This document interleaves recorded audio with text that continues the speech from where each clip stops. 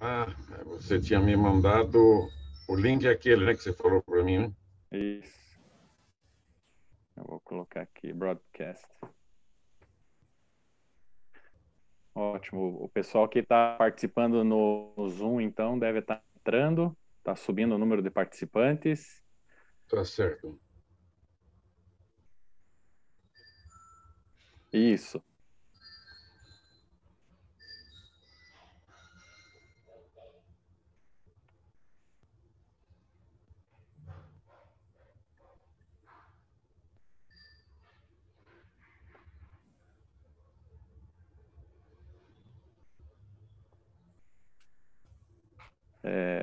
Deputado, então, a gente está aguardando o senador entrar, mas já vou dando as boas-vindas, né, para todos que vão nos acompanhar nesse webinar sobre reforma tributária, especialmente no contexto de economia, né?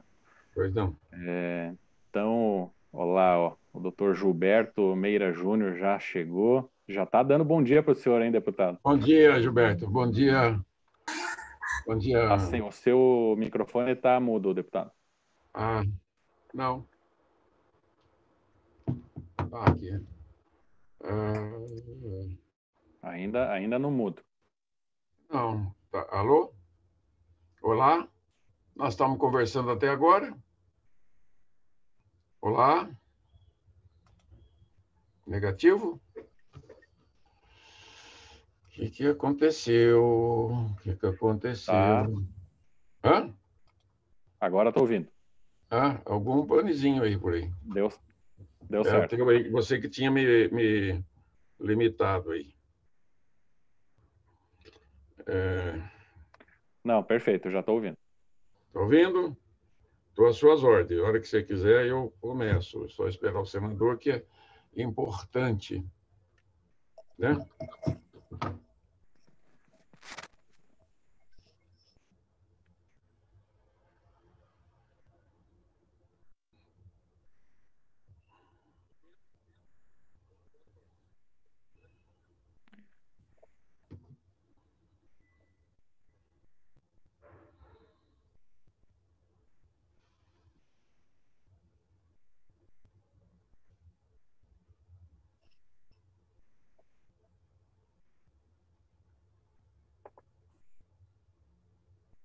Uhum.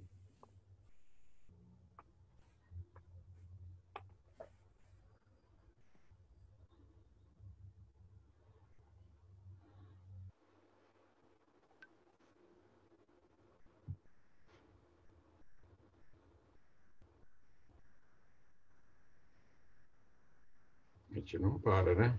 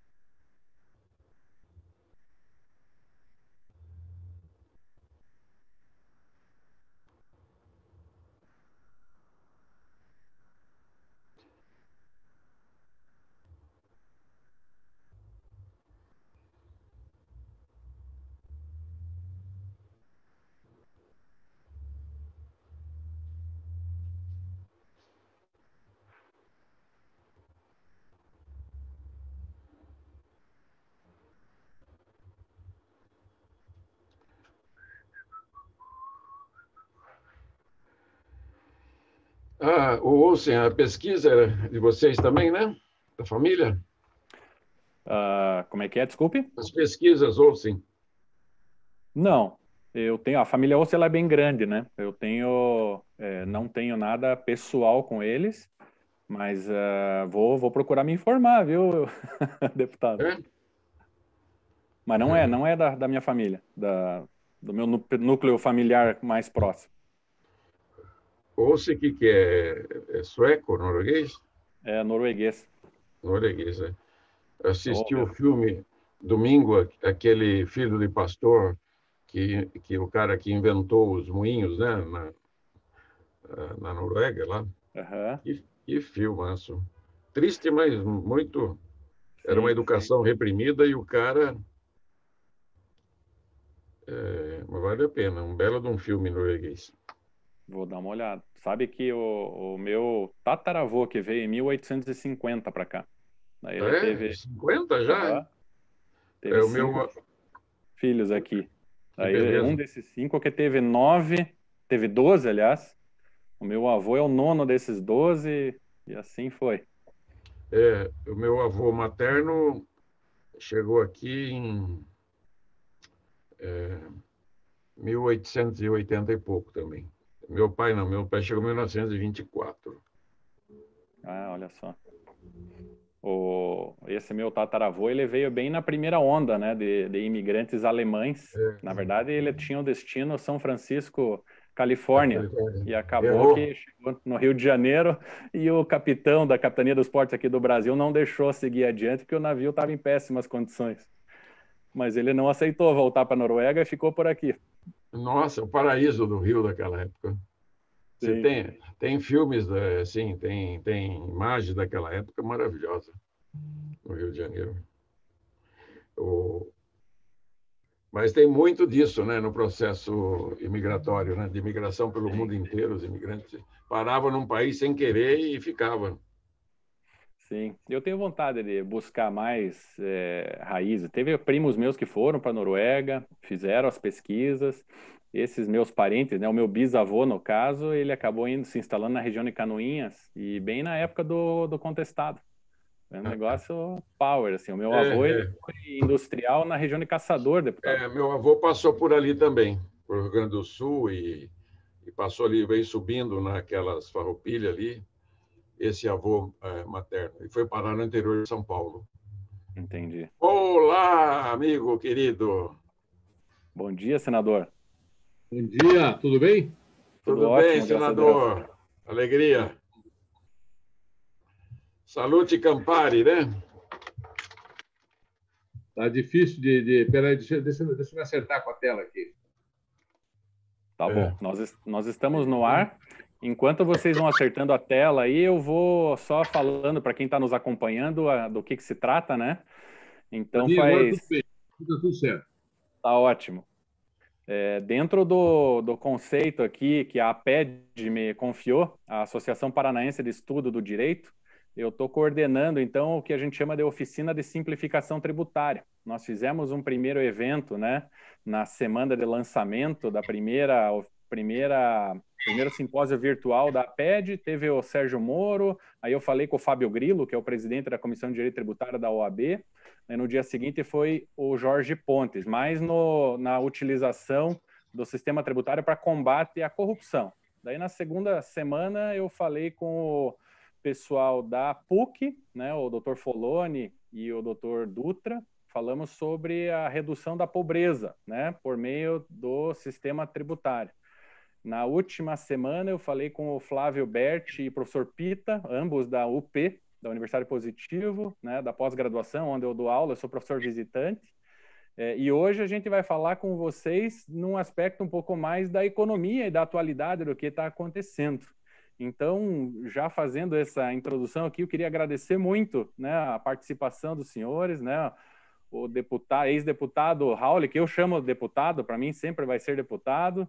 A gente tem muito que agradecer por todos os esforços, anos todos, né, deputado? Muitas vezes eu tive nas aulas de pós aí o prazer de poder trabalhar um pouquinho os conceitos, falando muito, né, desde a questão do simples e até todo o seu esforço, né, para que a gente tivesse uma reforma tributária realmente que pudesse simplificar.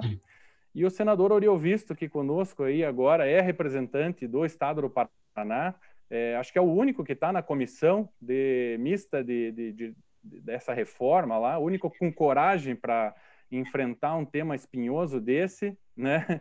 E com o conhecimento da iniciativa privada. Os dois sendo economistas, eu acho que eu não tenho melhor melhores pessoas aí para poder mostrar para as pessoas que vão participar dessa oficina de simplificação tributária a realidade nua e crua, né, do que pode e o que não pode acontecer.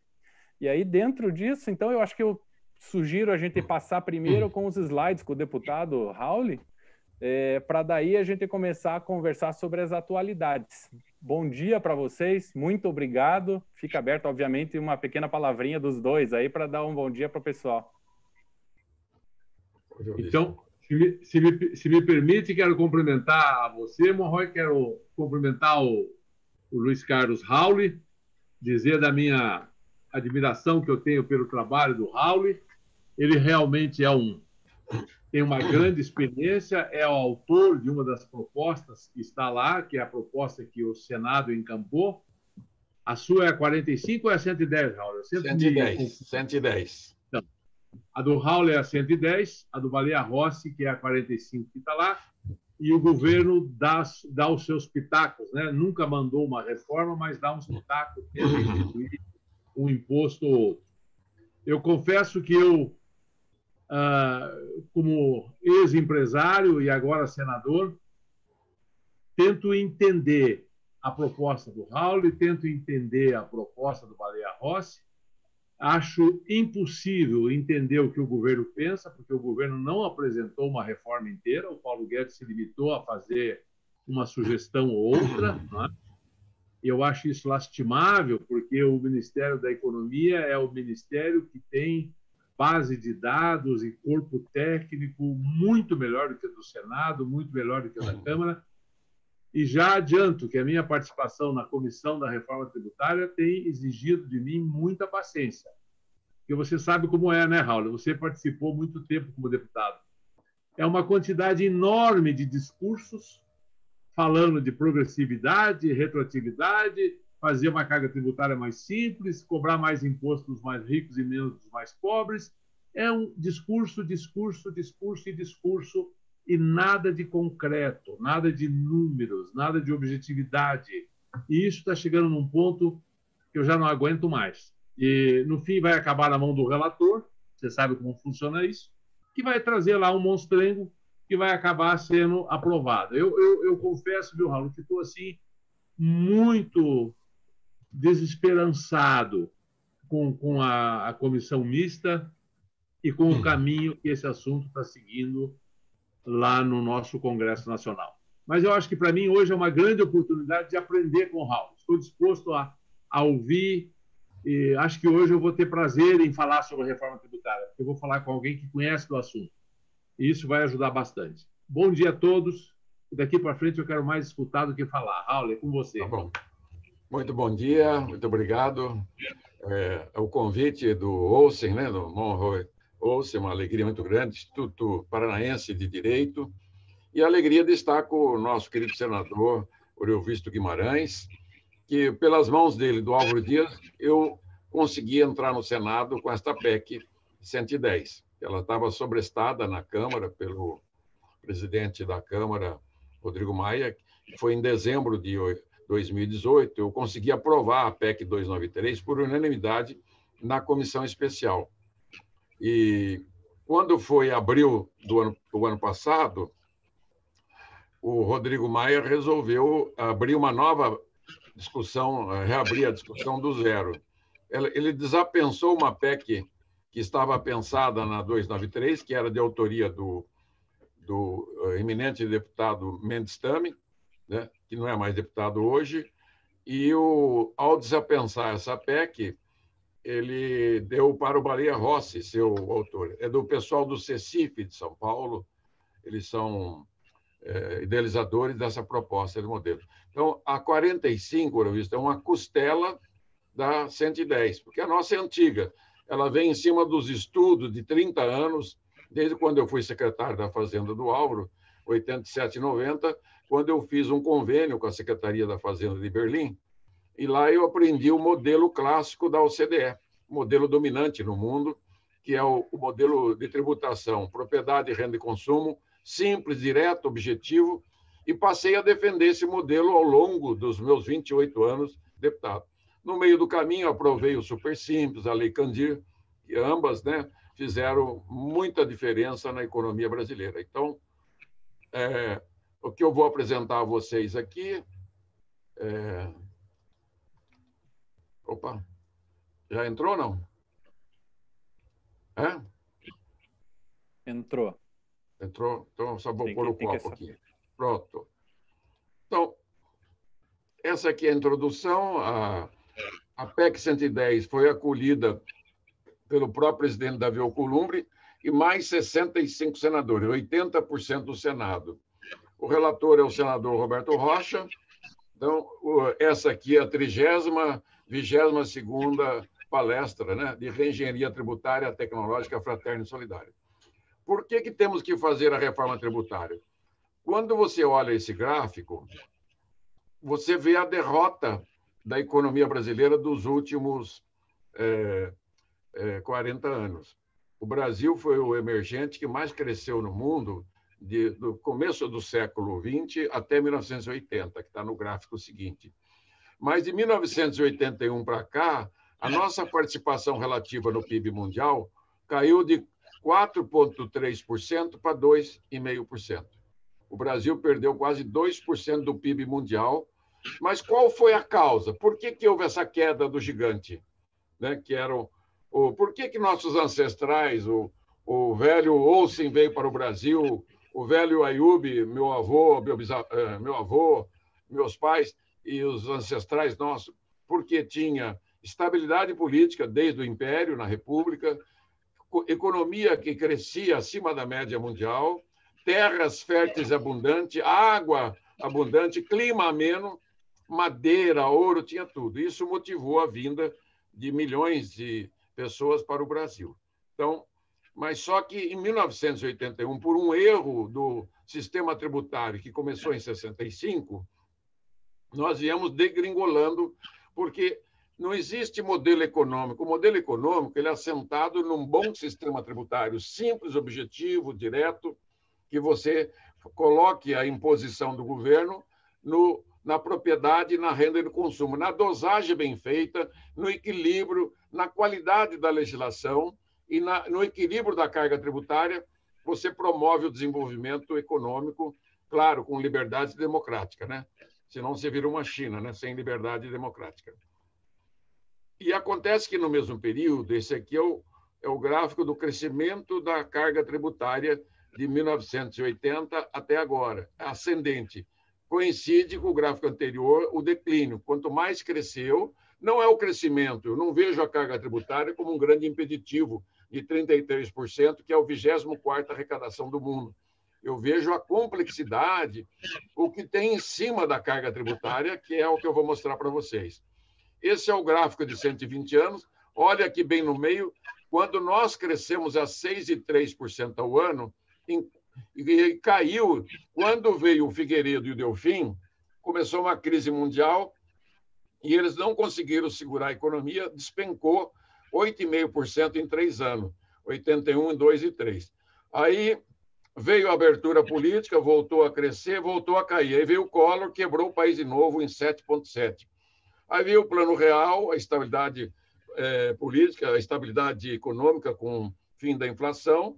A economia veio claudicante, cai, sobe, cai. E nos últimos anos, piorou. Com a Dilma, quebrou o país de novo, e aí não adiantou. Mesmo com o Plano Real, a reforma trabalhista e previdenciária, o Brasil, nos últimos 10 anos, cresceu só 10,6%, enquanto que os emergentes cresceram 93%. É isso mesmo. Nós vamos levar 90 anos para crescer o que os emergentes cresceram em 10 anos. Aqui você pode pegar o próprio Estados Unidos, que já é uma nação desenvolvida desde o começo do século XX, né? Ao crescimento deles. A média europeia, que em economias velhas, consagradas, desenvolvidas, cresceu mais do que o Brasil. Qual o país do mundo que tem essas terras tão férteis?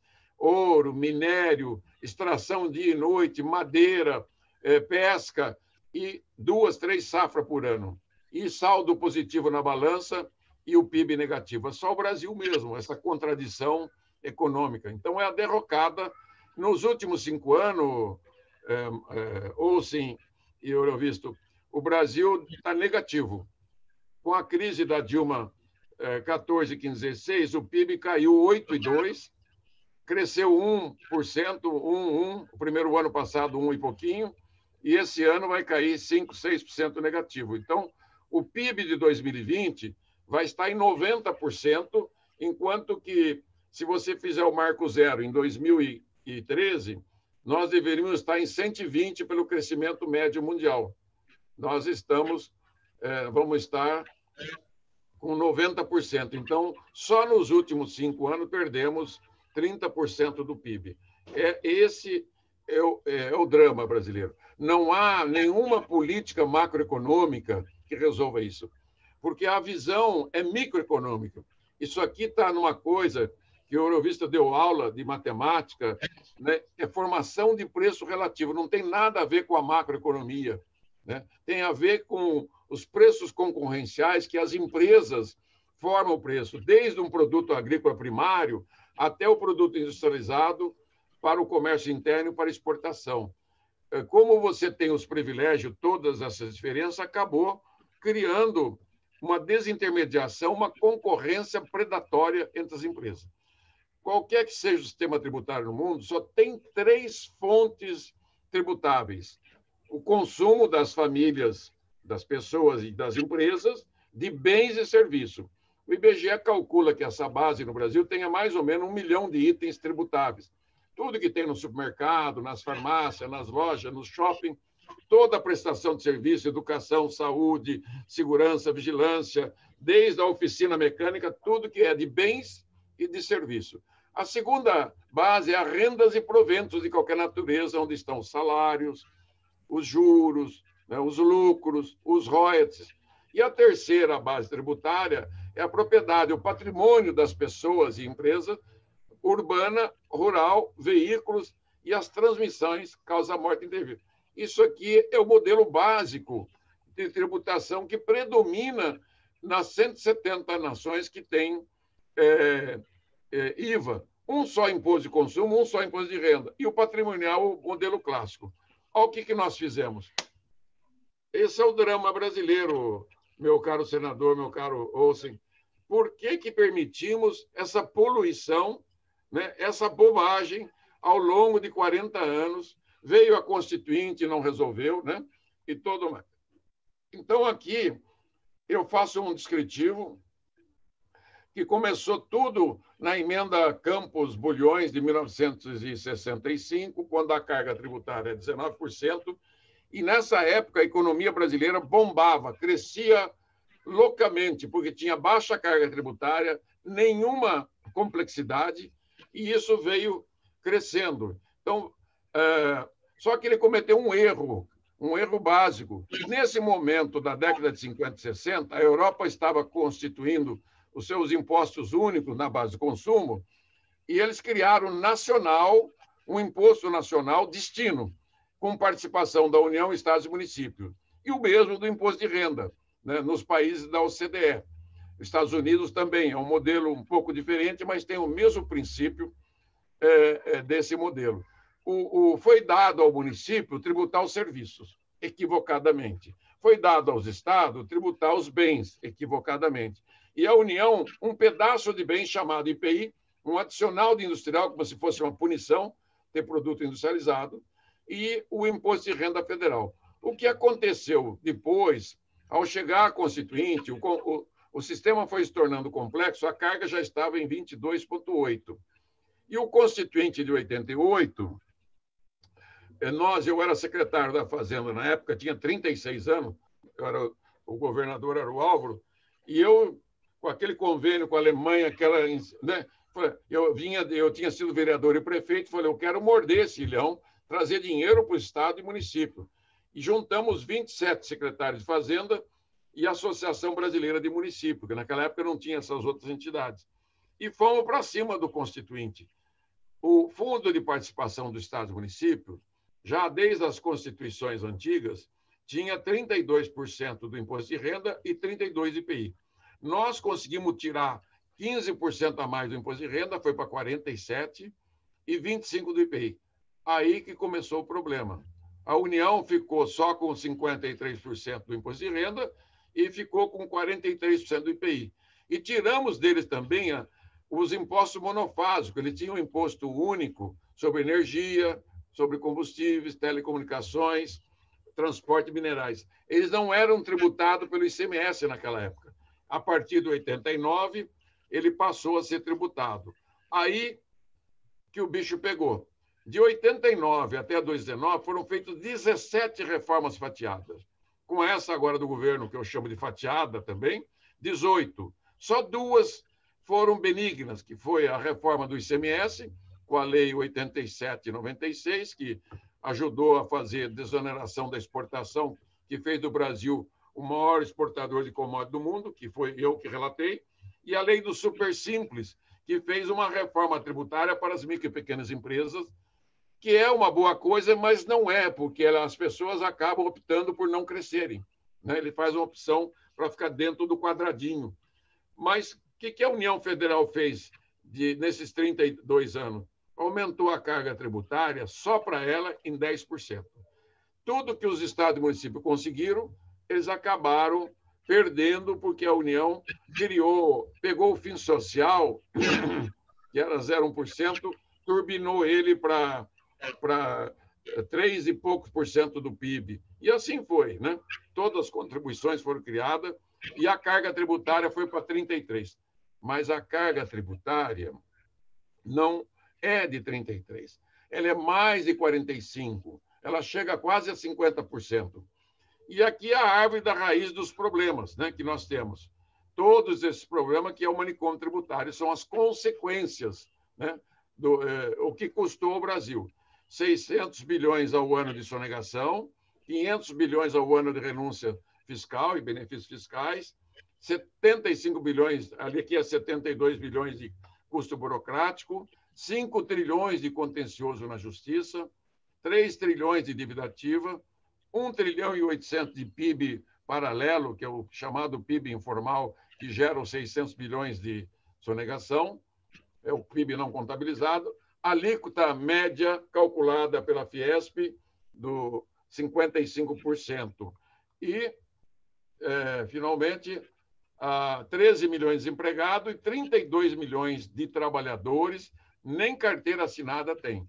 E isso, só em 10 anos, custou ao país 19 trilhões de reais. Então, você imagine isso no impacto na concorrência entre as empresas. Então, as causas raízes, tudo isso existe, foi detectado pelo...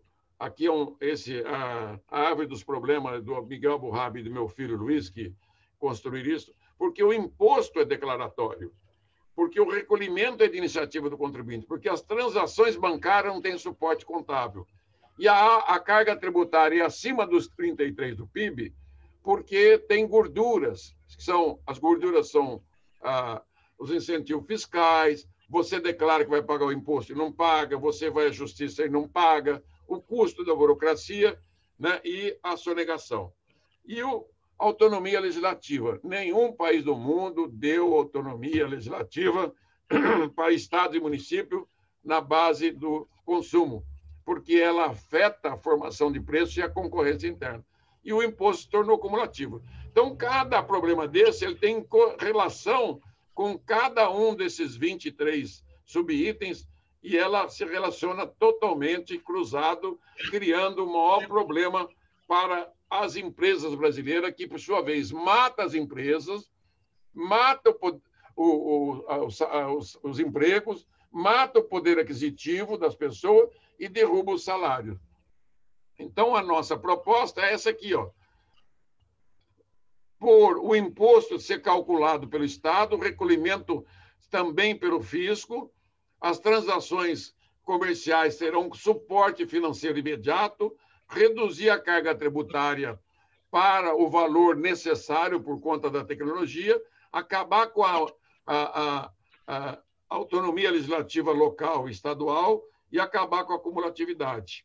Então, de uma pancada só, nós matamos todos os problemas derivados e das 6 causas raízes da economia do sistema tributário. Isso aqui é economia, não tem nada a ver com o tributo. O tributo ele produziu esse dano na economia brasileira. Repetindo, aqui só para ver, não preciso ler de novo, e o sistema virou um manicômio tributário por causa disso. É um advogado gaúcho que cunhou essa frase, e eu acrescentei que é um Frankenstein funcional, porque o sistema é anárquico-caótico. Quem pode mais, chora menos. Voltando, consumo, renda e propriedade, o modelo que é hoje.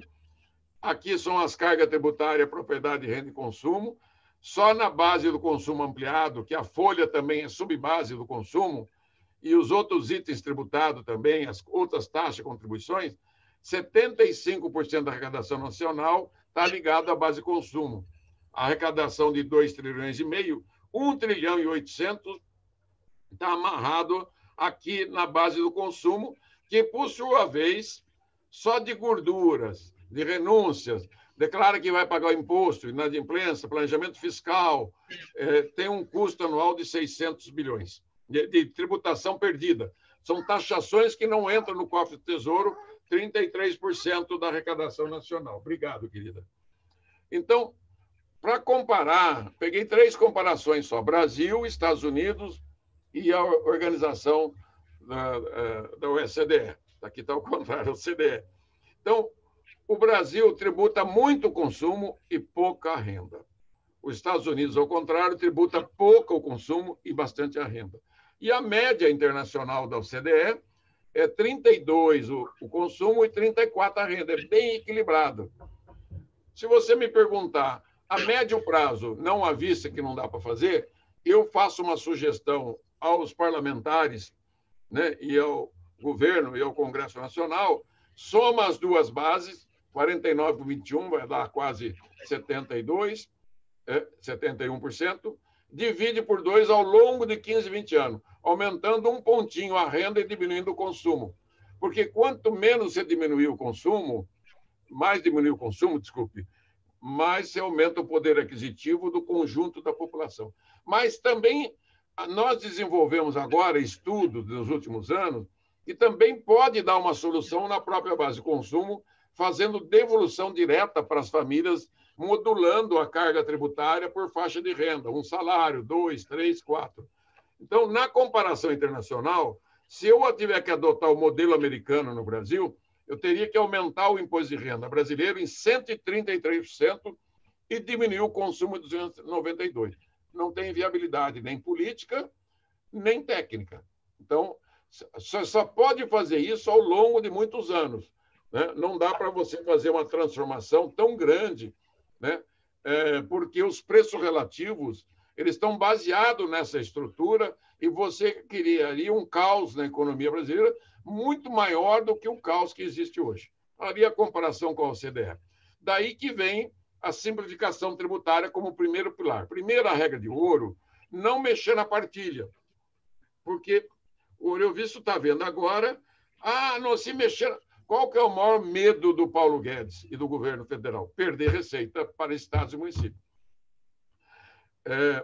O medo dos grandes estados e das grandes prefeituras, perder receita. Então, eu criei uma regra de ouro, fruto da experiência, da vivência: ninguém mexe na arrecadação do estado e município por 5 anos.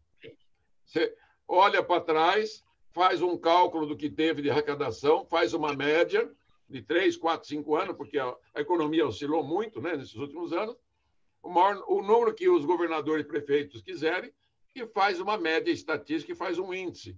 O que arrecadar com o IBS daqui para frente, cada um, por 5 anos, vai ter fixo.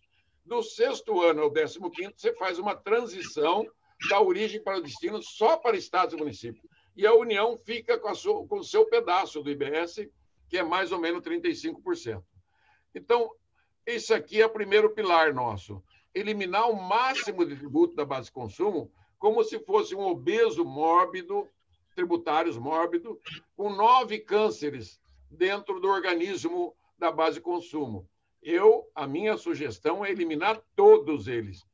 O CECIF propõe 5, o governo propôs 2, só o PIS/COFINS. Se você me perguntar qual reforma é mais importante, aquela que elimina toda a obesidade e extingue todos os tumores, porque nós temos que fazer uma lipoaspiração dessa gordura da base de consumo, que tem carga tributária hoje de 1,5 trilhão de reais, e só arrecada 1 trilhão.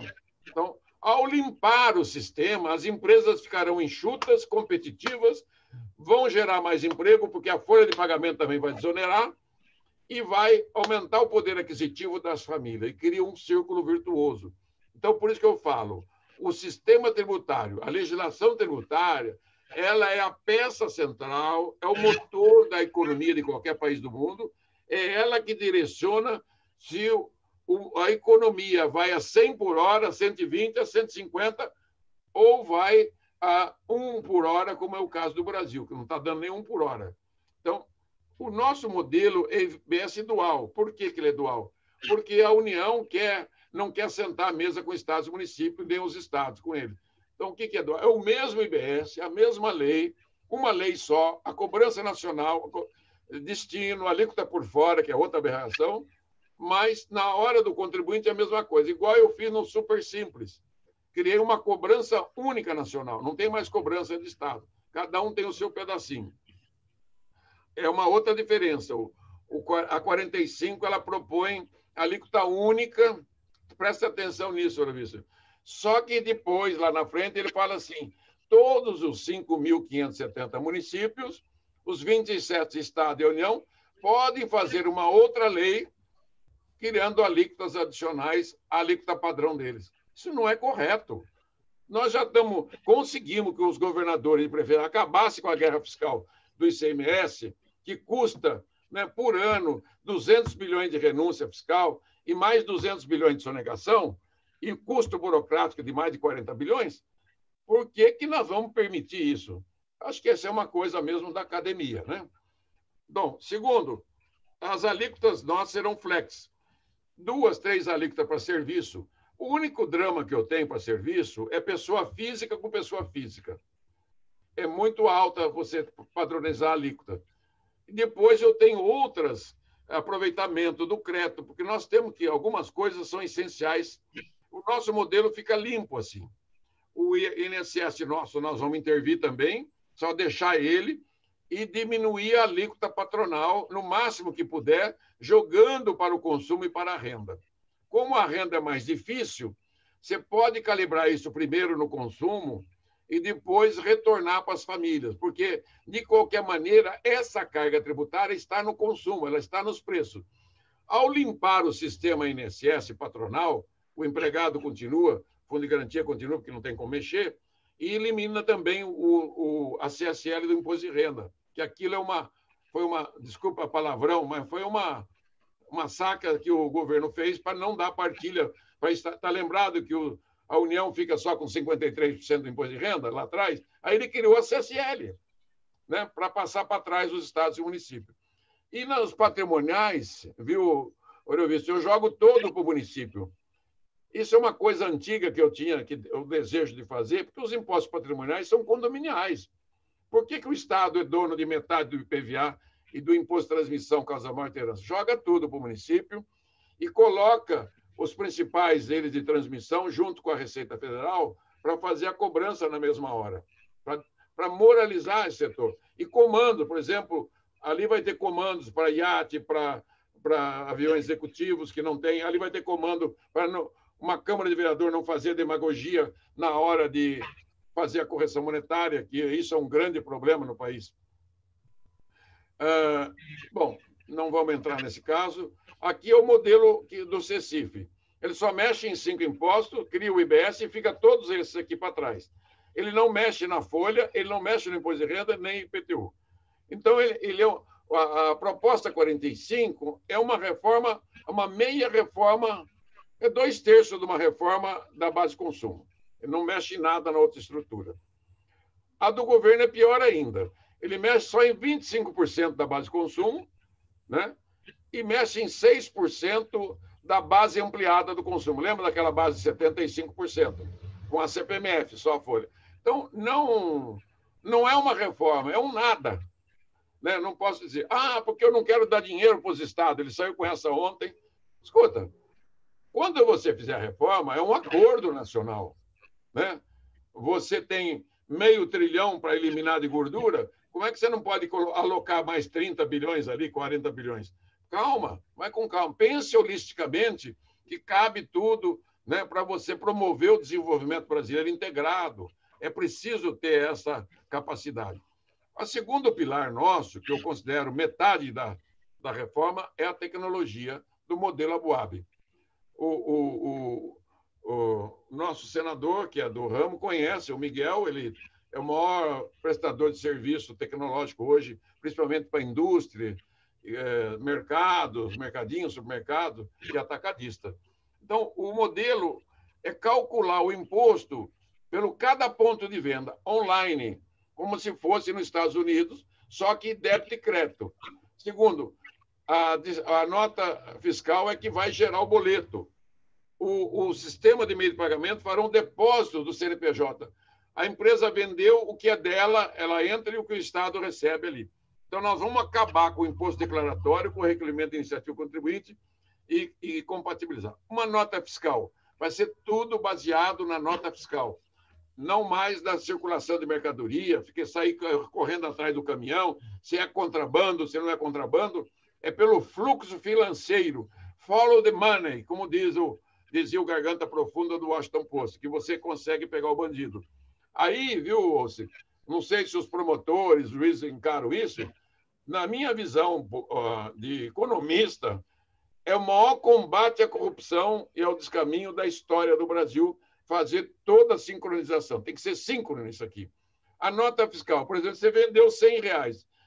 Hipoteticamente, o imposto é 10. Essa nota gera um boleto, está aqui, e aí ela começa o processo assim. Uma cadeia bem curta, que o Miguel colocou para entender.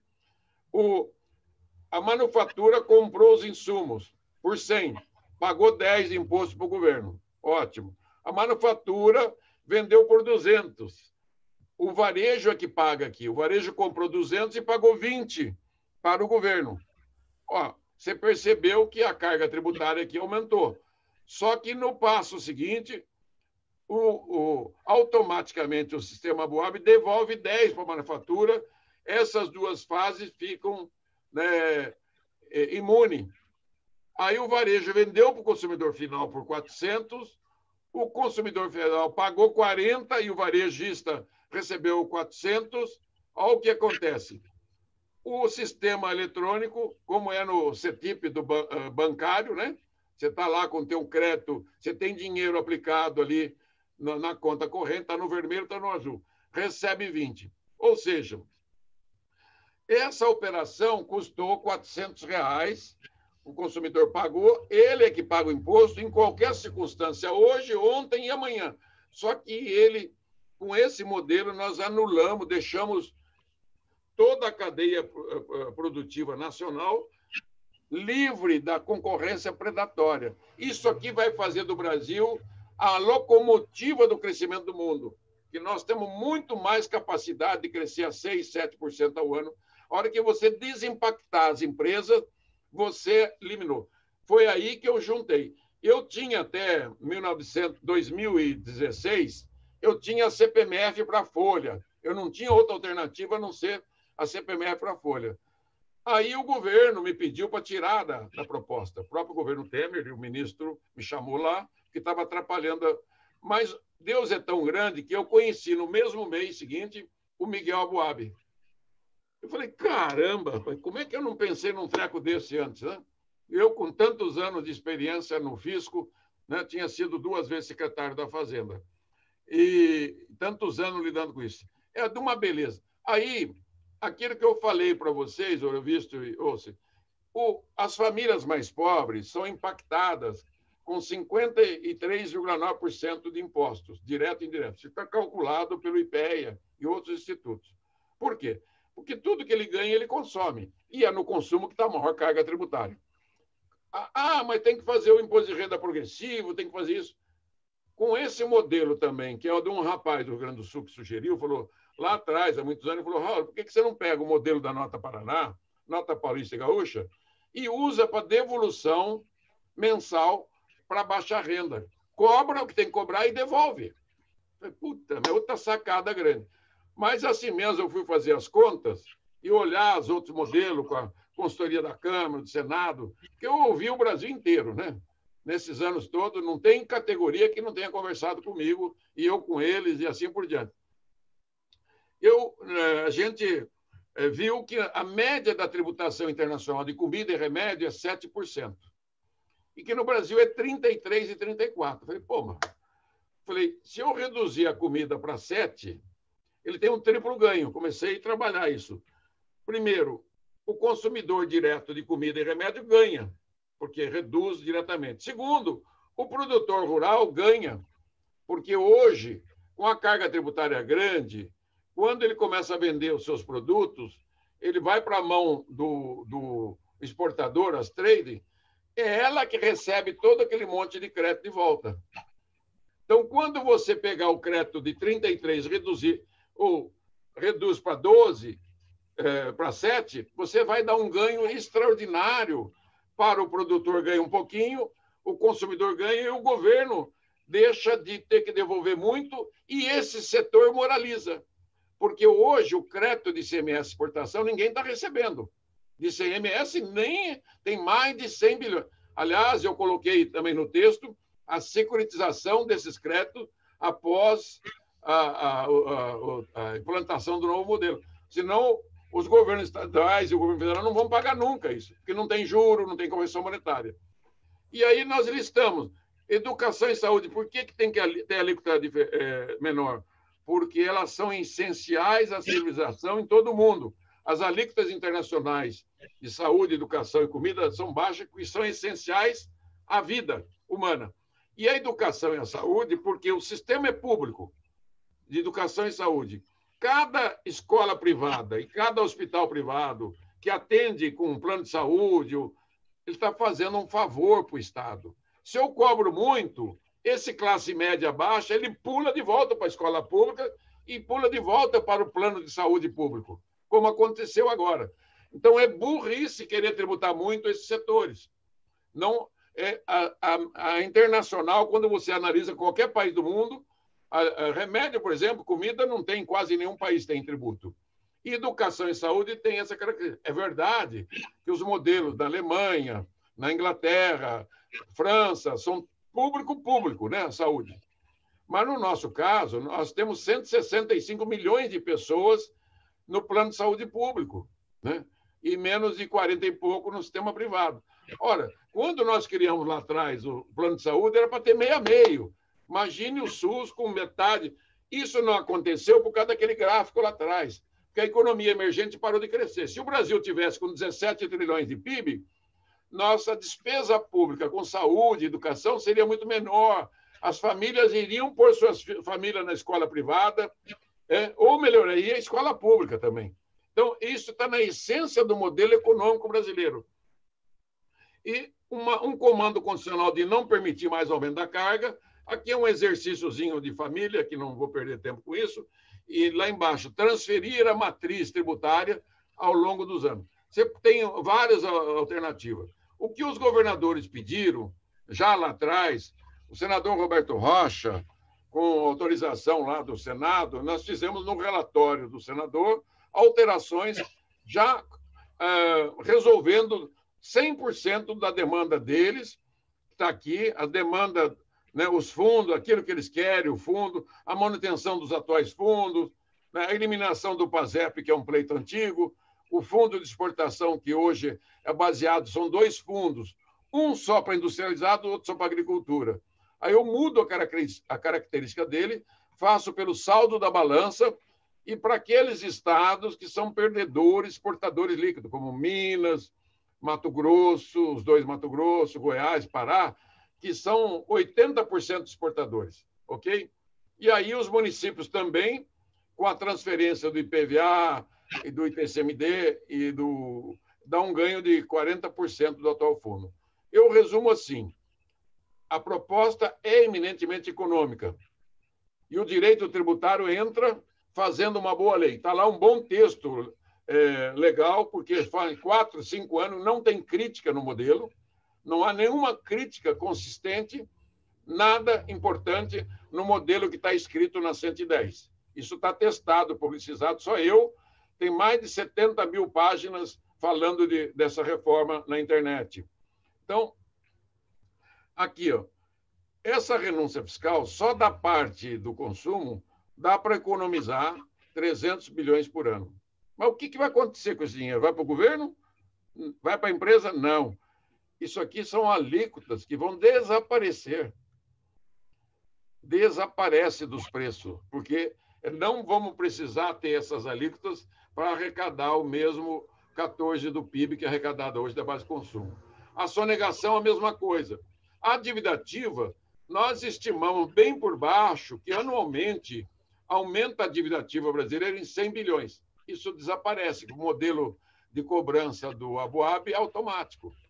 E o contencioso, nós vamos mudar o paradigma. Ou se você que é advogado, hoje você vai à justiça, o dinheiro fica na tua empresa discutindo. Nesse modelo, você vai para a justiça, mas o dinheiro está arrecadado. Inverteu o processo, ok? E nós podemos amarrar o gatilho, ganhou, devolve, né? Mas vai ficar muito nessa parte, vai ficar pouco espaço. E a burocracia que custa 72 bilhões por ano, só o modelo simplificador do Aboab dá para economizar 50 bilhões por ano com a simplificação. Mais ou menos, nós calculamos que dá para desaparecer dos preços relativos R$500 bilhão por ano. R$500 bilhão por ano. É isso que vai viabilizar, vitaminar a economia brasileira. E deixa os empresários colocar o seu espírito, né? O seu espírito empreendedor e animal que tem cada empreendedor no Brasil e no mundo. E aqui a competitividade brasileira nacional e internacional volta, né? Credibilidade internacional, nacional, segurança jurídica, desburocratização, pleno emprego. Só o Super Simples, que foi um pedaço da economia, deu 1 milhão de empregos por ano nos últimos 13 anos. Essa mudança vai gerar 3 milhões de empregos por ano. E o PIB, o ano que vem, já cresce 4%, 5%. Só com o anúncio da aprovação da reforma, as expectativas econômicas brasileiras mudam todas da noite para o dia. Se não fizer a reforma agora, vai colher um PIB de 1% o ano que vem. Escreve. Eu já escrevi o ano passado que o PIB desse ano não dava mais do que 1%. Vai dar negativo por conta da pandemia. Mas se não tivesse a pandemia, não passaria de 1%. Esgotou, chegou ao fim o modelo econômico baseado no sistema tributário mais equivocado, mais injusto do mundo, o 184º pior sistema do mundo. É isso, né? Transparência, crescimento sustentado, atração de investimento e um novo círculo virtuoso. Foco, força e fé em Deus, que vai dar tudo certo. Eu estou fazendo essa campanha toda, juntei agora um pouco de força para fazer essas redes aqui, Destrava Brasil. Estou mandando os videozinhos, né? O voo de galinha, como acabar, voltar a ser tigre, etc. Então, o que vocês puderem ajudar aí, a concepção não é minha. Eu só estou reconstruindo o modelo que devia ter sido feito há 50 anos. Nós não fizemos porque negligenciamos a parte mais importante. Os incentivos que foram dados, achando que eram isso, aquilo, não vale nada. Isso aqui é a força motriz das economias liberais econômicas do mundo. O resto é conversa fiada. Perfeito, Obrigado. Deputado. E mais do que isso, né? O Brasil quer ser membro da OCDE. Se não tiver um alinhamento com isso, vai ficar muito para trás, não vai ter a mínima condição. Não adianta, não vale nada. Sem o modelo tributário, não entra na OCDE.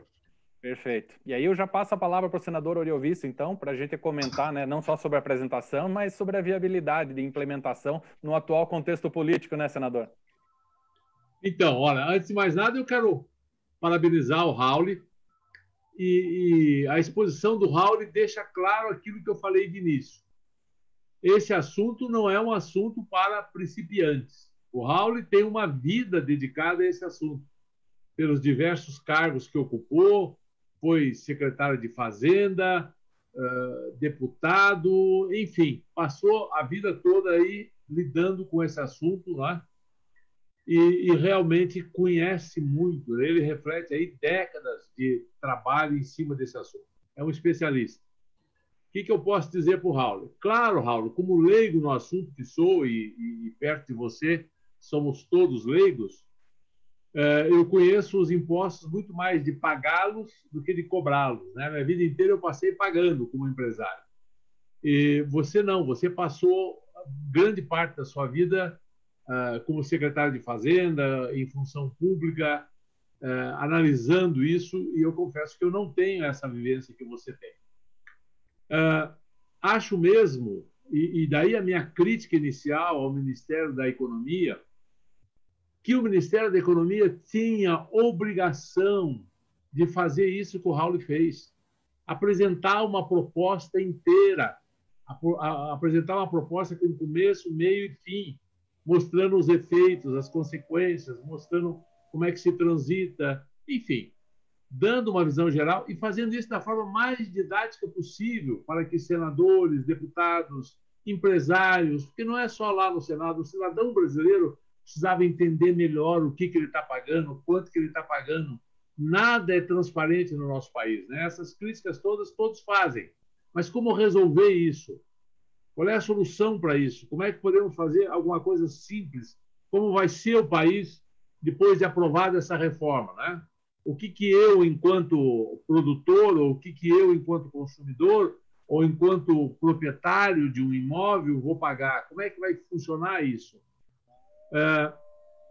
Nada disso ainda é muito claro na maioria das propostas que nós temos aí. O que eu quero dizer para o Raul, assim, se puder nos explicar um pouquinho mais a questão da transição.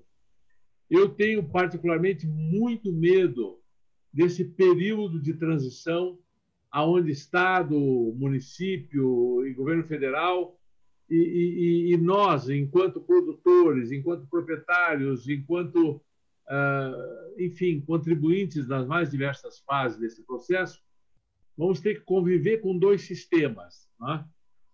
Outra coisa que eu acho também, Raul, que você pudesse entrar um pouco é o seguinte: você pega, por exemplo, o teu imposto sobre bens e serviços, né? Ou alguns chamam de contribuição sobre bens e serviços, outros chamam de imposto sobre bens e serviços. Seja lá como for. Há uma preocupação muito grande das pessoas, porque cada serviço tem uma linha de componentes, né? Alguns que talvez tenham grandes dificuldades para ter o aspecto não cumulativo, que não tenham como receber isso de volta. Então, dois pontos eu gostaria que você aprofundasse um pouco mais, Raul. A questão da cumulatividade e não cumulatividade e a questão da transição. Não é? Como é que fica isso sobre o aspecto, não de quem arrecada, mas o aspecto de quem paga, do aspecto do contador que vai ter que conviver, dos empresários que vão ter que conviver com um sistema velho e com um sistema novo. Isso me preocupa muito. Muito bom, excelente isso. Então, claro, né? Como eu estou muitos anos rodando isso aí, e é que é como tudo na vida, a gente tudo vai se complicando, né? Todas as coisas. Eu tenho sempre uma premissa, eu sempre lidei muito com os contabilistas e fui lá. Quem que é o inventor da partida dobrada? É um monge da Idade Média, o Luca Pacioli. O que ele fez? A partida dobrada simples, entrada e saída, né? Débito e crédito. O Raul disse que isso foi inventado para ninguém entender as finanças da igreja. Não, mas é bem simples. Sabe o que ele fez? Por causa dos queijos e vinhos. Não era finanças. É porque, naquele tempo, eles não tinham dinheiro. Então, era para controlar a quantidade de queijo e vinho, porque eles comiam muito queijo e bebiam muito vinho. Mas eu quero dizer que a contabilidade, 500 anos depois, 700 anos depois, ela é a mesma, é débito e crédito. O resto é invenção, né? O resto é invenção. Eu parto da premissa que, desde a economia doméstica, o PIB brasileiro gira 4 trilhões. O meu PIB gira quanto? O que eu recebo e o que eu gasto. Uma vez? Duas? Que PIB que gira 4 trilhões de vezes? 60 vezes, entendeu? Tudo é uma fantasia do mercado financeiro e especulativo. Então, vou começar com a transição. Nós pensamos, repensamos, como diz o cara, refletimos, e colocamos 1 ano de teste do modelo de cobrança. 1 ano de teste do modelo e mais 4 de transição. Há 4 anos. Em 5 anos está montado o modelo. O Recife veio depois, falou 2 anos mais 8. Né? Aí veio a crise. Aí veio o projeto do governo. Então, o que eu faria hoje se eu estivesse lá no Congresso? Pego a PEC 45, com a 110, vira 155. Ela é muito parecida, só que no meu tem 30 e poucos pontos a mais que a 45 não levou em conta. Faz um checklist, entendeu? Faz um checklist. Você concorda, vocês da comissão, o IVA único ou dual? Você quer alíquota única ou flex? Entendeu? Aí você vai ticando. Segundo, a questão da transição, né? Bom, o governo mandou o PL ordinário, com urgência, para o PIS/COFINS. O que é o PIS/COFINS, na verdade? É a mesma base do ICMS e ISS. Porque o PIS/COFINS contempla o 100% dessa base tributária que eu falei de 1 milhão de itens. O ICM não, só os bens, serviços, só os transportes e telecomunicações. O ISS é só serviço. Quando você junta o ISS e o ICMS, é uma base só, a base total de bens e serviços. Só que o governo federal, quando ele invadiu a base lá atrás, o PIS/COFINS, ele foi com um, depois com o outro, depois virou gigante, é a mesma base tributária. Okay? Aí, tudo que você põe de pendura, é CID, é contribuição, é taxa, tudo é consumo, porque aí tudo vai para o preço. Se você cobrou o sistema S lá na folha, vai para o preço. É como se tivesse um pedacinho de alíquota a mais no PIS/COFINS. E a partilha lá por exemplo, a União é obrigada, portanto, de saúde, educação, no BNDES, para o Fundo do Trabalhador, aí respeita tudo isso. Então, o que eu faria? Pegava o projeto do PIS/COFINS do governo, de ofício, o presidente da Câmara transforma em PLP, lei complementar, regulamenta o novo modelo e faz o primeiro ano, obrigatoriamente, a União juntar todos os seus tributos federais numa única cobrança online, no modelo que nós estamos preconizando. Porque a União já é a única cobradora disso. Então, ela não tem transição. Aí funcionou até o final do ano, 2022, entra o ICMS e o ISS. Aí já não haverá nenhum problema pode ser 1 ano ou 2, gradativo, mas eu faria tudo de uma vez, claro. Aí você tem que respeitar os contratos. Os incentivos fiscais concedidos, você tem que securitizar isso, tem que virar um compromisso, porque ele é um ato jurídico perfeito, né? Que a empresa firmou com o Estado com a empresa. E os outros problemas derivados. Você deve para o governo deve para as empresas, fazer um grande encontro de conta. Então, o serviço é muito grande daqui para frente. Então, primeiro fazer isso, depois ir consolidando. Que na nossa proposta, quando você fala também de tanto ouvir o setor serviço, eu fiz a seguinte análise. O ISS de 5%, a empresa de serviço, com 3,65 de PIS/COFINS, que é monofásico, não gera crédito, realmente isso vai dar uma alíquota, né, a soma dos dois, lá para 12, não só o PIS/COFINS, mais ou menos 12, só ela. Sem considerar com a extinção do ISS, do ICMS, dos outros tributos. Então, você pode imaginar, se você fizer a conta certinha, que esse prestador de serviço jurídico com jurídico não tem nenhum problema você pôr uma alíquota normal. Se você, por exemplo, vou pegar o vigilância e asseio e limpeza, que são muito comum hoje, a contratação das empresas pela indústria, pelo mercado, por todo mundo. Então, a hora que essa indústria contratar um prestador de serviço de vigilância, de asseio, limpeza e de comida, o que você vai desejar nessa hora? Uma nota cheia, um crédito cheio, porque o crédito vai ser universalizado. Tudo que você comprar a sua empresa, acredita para você. Quer dizer, desde o produtor rural, para ele ficar imune à tributação, o minerador vai ter que ser isento, igual mostrei no desenho da cadeia, porque se é o consumidor interno que vai, ele que paga. Porque o conceito, quem é que paga o imposto no mundo? É o consumidor final, no município que ele mora, por isso que o imposto dele é destino, no estado que ele mora e no país que ele mora.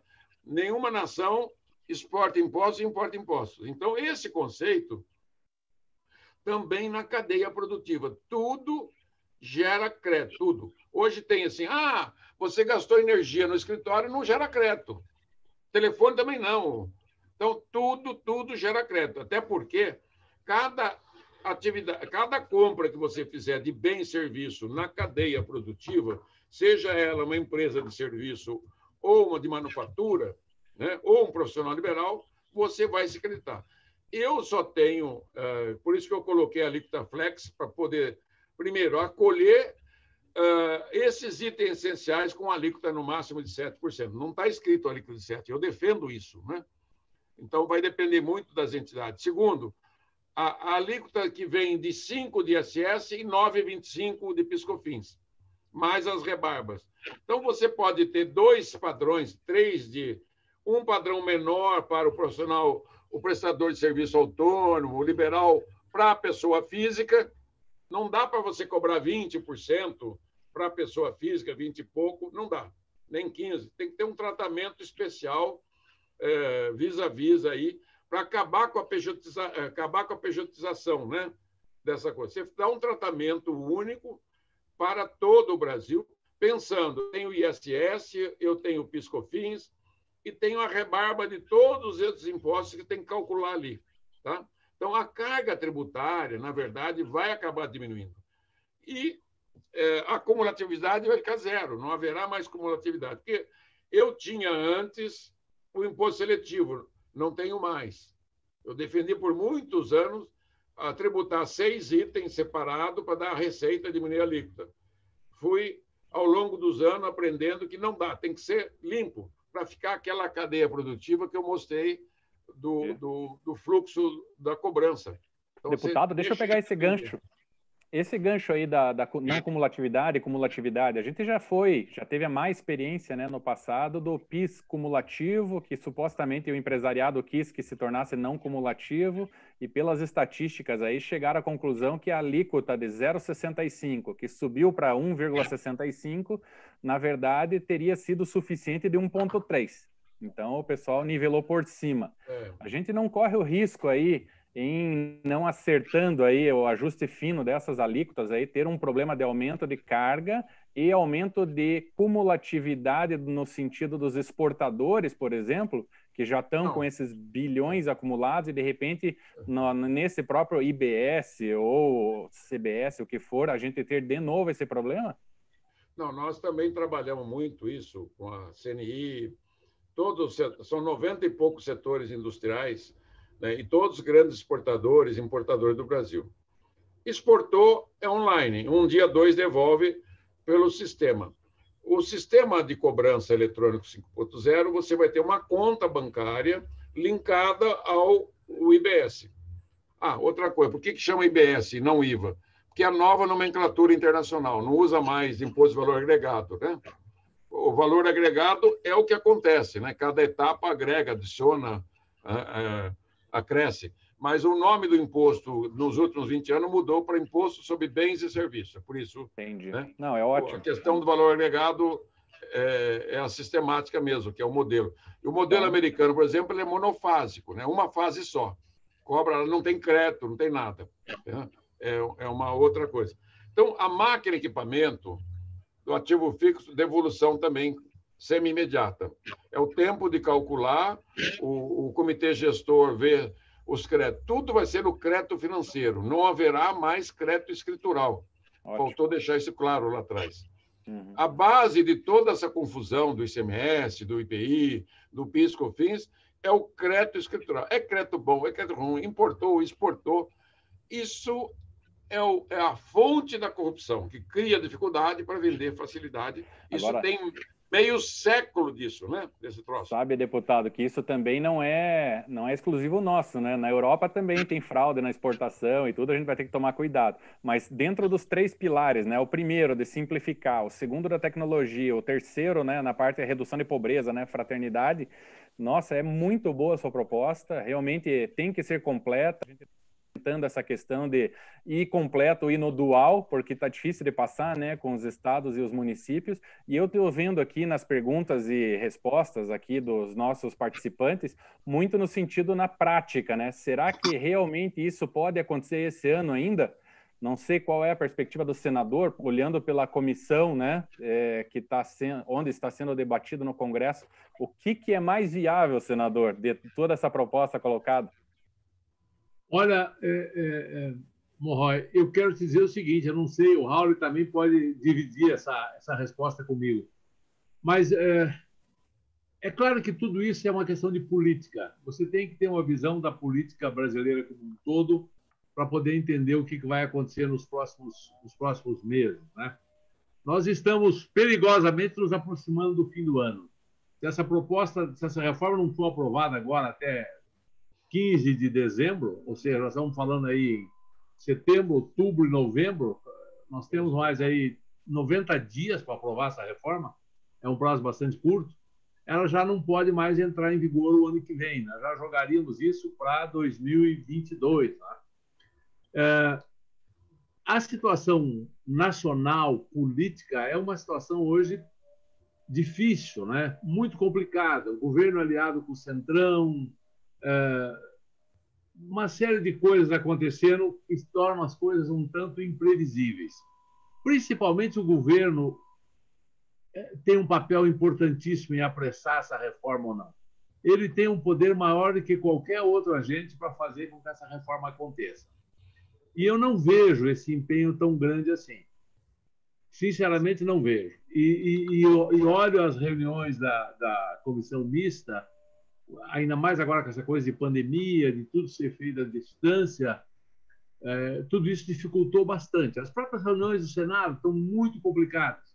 Você faz uma reunião com 81 senadores, se cada um falar 3 minutos, que é o tempo mínimo, dá 240 minutos. Isso, 240 minutos significam 4 horas. Ninguém aguenta. É discutir um assunto. Presencial, a coisa era muito melhor. As comissões funcionavam, você tinha contato, você trocava ideias, os partidos formavam uma opinião comum, tinha os raciocínios de bloco, a coisa funcionava melhor. Eu não sou muito otimista que essa reforma seja aprovada ainda este ano. Concordo 100% com o Raul, ela é fundamental, ela é a grande caveira de burro enterrada na economia brasileira, todo esse histórico que ele tão bem colocou da evolução do nosso PIB, né? Ou da involução do nosso PIB, é muito clara. Acho que ela é a raiz principal dos nossos problemas econômicos hoje. Concordo com o Raul em tudo isso, mas não sou muito otimista, não. Para esse ano, eu não estou otimista. Tomara que aconteça, mas não estou otimista. Queria só aproveitar para fazer uma pequena provocação ao Raul. Raul, você disse, no meio da sua apresentação, que a carga tributária brasileira é de 33%, mas que, na verdade, não é. Que ela chega quase a 50%. Que ela passa dos 45%. Eu queria que você me explicasse por que ela não é de 33%, por que ela chega a quase 50%, por que ela é mais que 45%? Porque, ao longo dos anos, boa pergunta essa, e eu acho que é isso que nós temos que deixar claro daqui para frente. Quando os municípios começaram a receber, os estados começaram a receber pressão para fazer guerra fiscal, o que eles fizeram? Fizeram a história do salim. Como eu sou filho de libanês, meu pai tinha lojinha, né? Tinha loja, a gente brincava muito, né? Cobra, aumenta para 10 o que vale 8, entendeu? Então, as alíquotas superiores foram crescendo ao longo dos anos, né? Tanto que a alíquota do ICMS é 18, ela não é 18, é 18 sobre 82, mais os tributos federais, ela dá 23%, entendeu? Aí tem as alíquotas federais. Então, a Fiesp, os dois órgãos da Federação de São Paulo, fez um cálculo, é um estudozinho que eu te mando depois, posso mandar para todo mundo, chegou a 55,04 de alíquota. Ora, a alíquota é embutida, né? Então, para você ter a mesma arrecadação dos estados que tem hoje de 7% do PIB, ela abriu mão anualmente de 3% do PIB de incentivo fiscal, e ela tem uma sonegação de aproximadamente 2% a 3% do PIB. A sonegação não conta nesse cálculo, só conta a renúncia fiscal legal ou ilegal que ela faz. Aí tem um segundo elemento. Primeiro, é o incentivo direto. Segundo, como o sistema é permissivo para ter refis toda hora, ele é autodeclaratório, né? Paga quem quer. Né? Você preencheu o teu ADARF, teu boleto, chegou no dia de pagar, você não paga, você deixou para outro mês, acumula até esperar um refis. Isso tem um volume grande. Então, para você ter a mesma arrecadação, você tem que ter alíquotas superiores.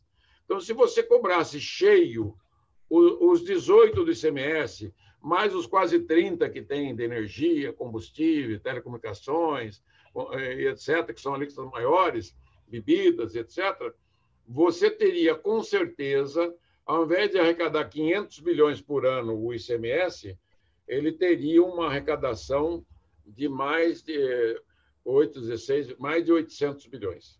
Entendeu? Maurício, só para me entender, desculpa te interromper, 33% é o que efetivamente se arrecada, e 45 ou 50 seria o que se arrecadaria se todos pagassem tudo, é isso? Todas as alíquotas cheias. Todas as alíquotas cheias. Como não paga, o governo arrecada 33 e faz mais um déficit primário brutal que, né, sobe um monte de coisa. Perfeito. Deixa eu pegar agora. Mas não é para aumentar a carga. Eu propus no debate, eu tenho feito uma vez, 2 semanas com o Aguinaldo, e falou assim: eu tenho uma minuta de decreto, serve para o Senado, serve para a Câmara, você pode até apresentar. Já há muitos anos eu minutei isso. Decretamos que, primeira regra de ouro, não mexer na partilha, que foi o primeiro problema de 88, né? Segundo, não aumentar a carga tributária para a sociedade. Eu acho que você pode, isso seria uma espécie, um decreto legislativo, que seria uma espécie de um pacto federativo e um pacto social, para amarrar essas duas questões. Porque ele é singular, para tirar esse medo, essa dúvida. Aí o legislador infraconstitucional, que vão ser vocês mesmos, e outra coisa, a lei complementar do IBS tem que fazer junto, terminou de votar na Câmara a emenda constitucional, já vota a lei complementar com as alíquotas estabelecidas, entendeu? Eu acho que nós temos que dar uma amarrada, por isso que o trabalho é muito extenso que tem pela frente. É mais fácil para o governo federal fazer o início do modelo ano que vem, mas não separado. Se você der separado para ele, igual ele quer o PIS/COFINS, ele vai aumentar a carga tributária. Ora, veja uma coisa, se o PIS/COFINS é 25% da base de 42% da arrecadação, quer dizer, ele projetou uma alíquota de mais de 40%. Entendeu? Que o governo, ele rateou tanto que a alíquota é muito grande, que ficaria uma alíquota de 30%, que vai dar um pouco menos. A alíquota modal nossa, se fosse tudo igual, não daria mais de 26%, 27%. Mas o que ele projetou só no PIS/COFINS, com 12%, sendo que um quarto dele da arrecadação da base de consumo, se você multiplicar por 4, vai dar 48% a alíquota dele. Entendeu? Esse cara é paranoico. Agora, mais do que isso, vou te falar. Você é empresário e educador. Dele. Hã? Lembrar que essa proposta foi fatiada da CBS, né? Não estou falando só no consumo PIS e COFINS, já tem um aumento expressivo, um aumento inclusive da insegurança jurídica, porque todos os advogados estão criticando, porque é incompleta, né, a forma como foi apresentada ali do ponto de vista jurídico. E a gente tem também daí tributação de dividendo, aí a tributação sobre a CPMF, depois toda a cadeia que por trás disso tudo vai ser feita para você cumprir com obrigações acessórias. Então é um aumento brutal para o empresário arrecadar, calcular e fazer o seu escritório de contabilidade e de advocacia trabalhar, o que vai aumentar preço para consumidor. Agora, meu ponto é o seguinte: se a gente tiver, deputado, uma oportunidade de fazer uma transição, levando em paralelo o que o governo federal está propondo, que é efetivamente aproximada ao OCDE, que é tributação de dividendo, a gente teria que diminuir a tributação do imposto de renda da pessoa jurídica ou abandonar a CSLL, que seria o ideal, né? Para chegar num patamar próximo do que é nos Estados Unidos, por exemplo, né? 20% da tarifa das empresas. É viável a gente fazer isso em 2020? Você me lembrou uma coisa que eu preciso esclarecer dentro do que o Orovisto perguntou. Por que ele projetou 12%? Porque ao reformar fatiado, ele não resolve toda a estrutura. Ele vai manter os benefícios fiscais, os incentivos, que sabe quantos são os incentivos, renúncia fiscal federal esse ano? 342 bilhões de reais. Está lá contabilizado. Zona Franca de Manaus está dentro dessa 26, conta? ela é 26 por ano e paga 26. Ela empata.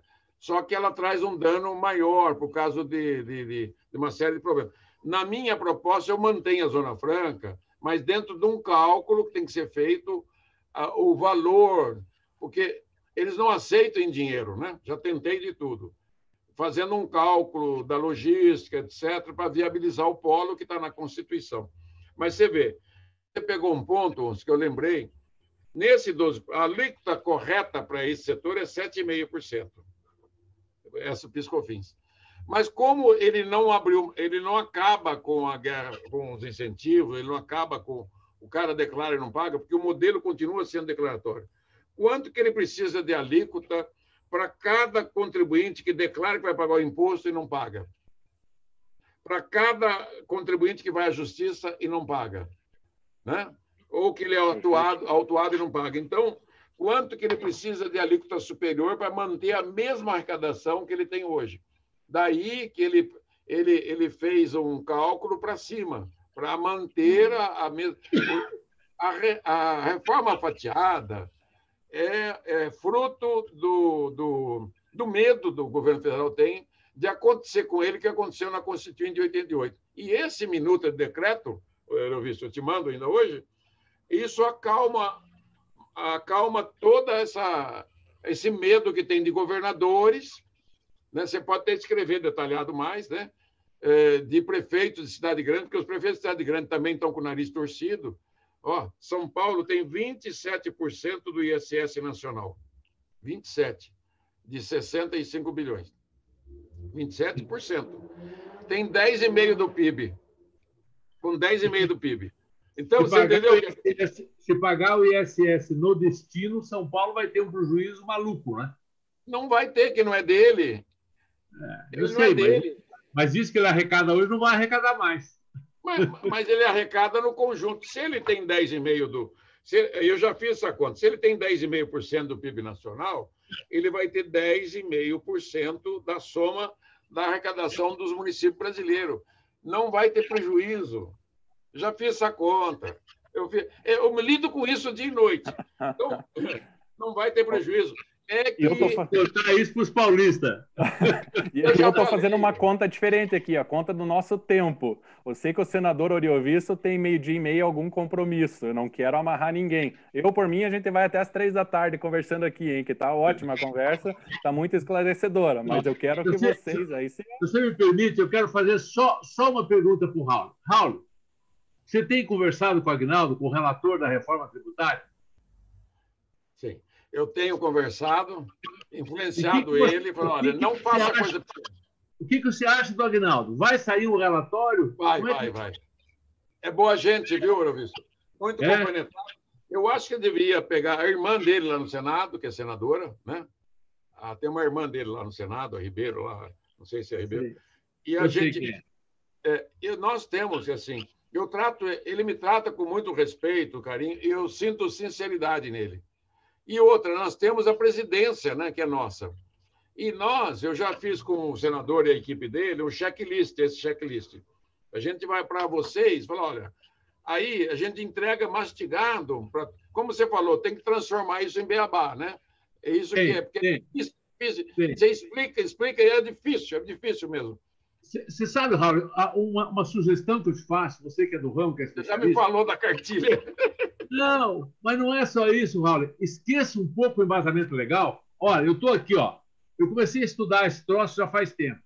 Aí peguei a Constituição, porque altera um monte de artigos da Constituição. A minha sugestão, o Monroy vai ficar assustado com o que eu vou dizer, é o seguinte: ignorem a lei e pensem só na matemática. Num segundo momento, vamos pensar na lei. Então, eu acho que nós precisamos de uma coisa simples, não é? Tipo 10 mandamentos, entendeu? Tem uma Constituição inteira, são dos 10 mandamentos do imposto que qualquer um possa entender. Vamos cobrar o quê? Quanto que vai custar? Quantas alíquotas vão ter? Essa coisa mais simples, que se a gente entrar nessa discussão como normalmente se faz, o cara tem que ser PhD no assunto para entender minimamente. Senador, posso dar uma sugestão, então, de alguns mandamentos? O primeiro é não matarás a galinha dos ovos de ouro, né? Tem que falar para o governo que tem que diminuir o tamanho do Estado para a gente ter um orçamento sobre o qual arrecadar, hein? A galinha já está meio tonta. Vamos sonhar, viu? Não vamos sonhar, não. Vamos ser realistas. Nos grupos, eu tenho falado assim, o Brasil tem 35 milhões de aposentados, 5 milhões de benefícios de prestação continuada, 19 milhões do Bolsa Família, 165 milhões de pessoas que dependem do plano de saúde público, 50 milhões de estudantes nas escolas públicas, 1 milhão de policiais militares, civil, Polícia Federal, Exército, Marinha. Então, toma um pouco de cuidado com essa questão do tamanho do Estado, que é uma coisa meio... O que tem que fazer na reforma administrativa, na minha experiência, eu falo assim, primeiro, teto de gasto. Esse é o ponto fundamental. Segundo, mesmo assim, você pode resolver isso pela tributação do imposto de renda, porque é receita própria municipal, estadual. Você pode resolver com a tributação previdenciária. Ganha mais, paga mais. Na tributação previdenciária. Eu sei que os tribunais vão contestar, mas faz emenda constitucional. É muito mais fácil você conter com a avaliação de desempenho e meritocracia. Perfeito. Então, ponto. É isso que tem. É o que o Pio, o Eurovisto e o Pio fizeram na Universidade Positiva. Eu sempre cito, falo, olha, você conserta a universidade, ponto, a aula está lá no computador, você chegou na escola, já está com a tua aula antes, por que a escola pública não pode fazer isso? Né? De acordo. Pelo amor de Deus, não precisa de mudança de cultura o país. Só lembre que a gente passou um aperto agora, né? O Senado foi pressionado pelo lobby lá, os funcionários públicos, acabou que a Câmara que acabou salvando ali, né? Para não ter aquela... Mas aquilo não ia a nenhum, amigo. Desculpa. O Lula, o que é o Lula? Chefe do sindicato do Brasil, ele mandava 0,1 de aumento do funcionalismo. Tá bom? A lei manda dar aumento, mas não fala quanto. Pode dar 0,1, meu. O problema do servidor são as carreiras. É isso que tem que mexer. Quinquênio, ano N, é licença sabática, é do cara... Ninguém é contra os servidores. Custo. Ninguém é contra os servidores. A gente é a favor da maior eficiência deles. É pagar bem. Eu falo assim, é pagar bem, e paga bem.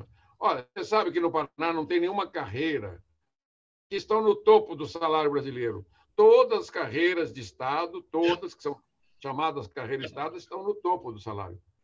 Quando se aposenta, todos se aposentam no topo. Todas. A carreira de Estado. Não falo dos funcionários mais simples, né, do Estado. O Paraná deve ter hoje o quê? 300 mil, uns 150 mil aposentados, 150 mil na ativa. Então, você calcula a folha do aposentado, é muito maior do que do ativo. Pensando na nossa conversa aqui, que vai servir de base, né, para os estudantes de graduação, pós e até do ensino médio, né, trabalharem uma simplificação tributária, olhando do lado da economia, então, vamos pegando essa reforma administrativa. A gente não seria essencial para que, antes de nós passarmos uma reforma tributária, nós soubéssemos exatamente quanto é o orçamento para ser pago? Mas o que tem uma com a outra? Não tem nada a ver. Absolutamente nada, Onça. O que eu imagino é o risco de haver um aumento da carga tributária que não esteja combinado com o zagueiro. Não, amigo, não tem nada a ver uma com a outra. Se o governo quiser aumentar a carga tributária, é só enrijecer, ué. É só enrijecer tudo que ele tem, você vai ter que pagar 50% a mais de carga tributária, de imposto que você paga hoje. Ele pode unilateralmente não dar mais incentivo para ninguém. Entendi. Ele pode, ué. A hora que ele quiser, ué. Está cheio de alíquota. encontros, né, que a gente vai ter com especialistas aqui, assim como a gente fez com o pessoal criminalista, o pessoal que trabalha, né, o combate à redução da pobreza, com os senhores, né, agora sobre economia, eu vou ter conversas com o pessoal especialista em psicologia, sociologia. Meu medo, e aí até pegando um pouquinho a teoria das janelas quebradas, da forma como está sucateado, né, e o serviço, a percepção de serviço e qualidade do serviço pela população é tão ruim que se houver um aperto disso, eu temo pelo pior. Esse é que chega... Não, você não pode... O Sistema de Saúde brasileiro tem 37 anos. É um caso de sucesso mundial. Está salvando mais vida que nos Estados Unidos, gente. Nós temos 40% mais vidas salvas no SUS brasileiro que no sistema americano, que não tem SUS. Entendeu? Tem que parar um pouco para dar um pouco de mérito que tem. Tem problema? Tem. É o que eu falo, meritocracia, avaliação de desempenho. Né? Então, você pega... O judiciário tem 60 dias de férias por ano. Bom, aí nós cortamos o nosso, quer dizer, o deputado cortou tudo que ele tinha, não cortou do judiciário, nem dos outros setores. Quer dizer, eu, quando cheguei no Congresso Nacional, em 91, não tinha nem imposto de renda para deputado. Aí o Raul lá, o cara de São Paulo, falou: ó, Paraná, ô Raul, você para com esse negócio. Se tributar o imposto de renda no salário, vai ter que aumentar o salário. Nós aprovamos a tributação, no mês seguinte aumentou o salário para ficar o líquido igual. Entendeu? Mas é justo, né? O tratamento tem que ser justo. Quando nós fizemos a reforma da aposentadoria dos servidores públicos, do Nacional, no governo Fernando Henrique, em 99, mexeu com previdência dos parlamentares, né, que é por 35 anos, e por contribuição, e não pode ter menos que 60 anos de idade. Então, acabou isso lá atrás. É muito folclore, sabe?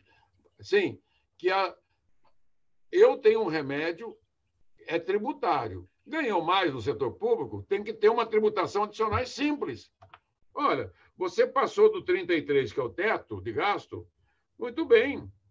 O teu imposto de renda é de 27,5, o teu imposto de renda vai gradativamente, a cada milhão que sobe, você vai pagar 28, 29, 30, 34, 35, quero ver, e pega de volta o dinheiro. Entendi. Né? Então, você pega de volta. Mas a gente não vai chegar nos 45% da Austrália, com certeza, mas tem uma pergunta aqui com o doutor Estevão. Servidor público. Tá. Específico para o servidor público. Perfeito. Não para o servidor comum, para o servidor que recebe acima do teto. Isso para todas as categorias. Entendi. Né? O doutor Estevão citou aqui o livro novo, né, do Piketty, que tem a ideologia, né, Capital e Ideologia, coloca muito, né, essa transição do tributo sobre consumo para a tributação sobre propriedade e renda.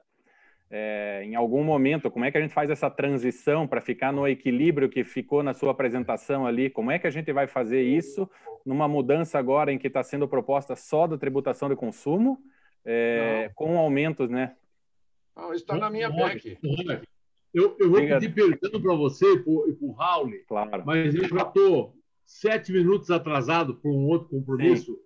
Eu vou ter que sair, mas continuem a conversa, porque ela está muito boa e realmente vocês irão até às 3 da tarde com muita facilidade. Não, eu tenho palestra daqui a pouco.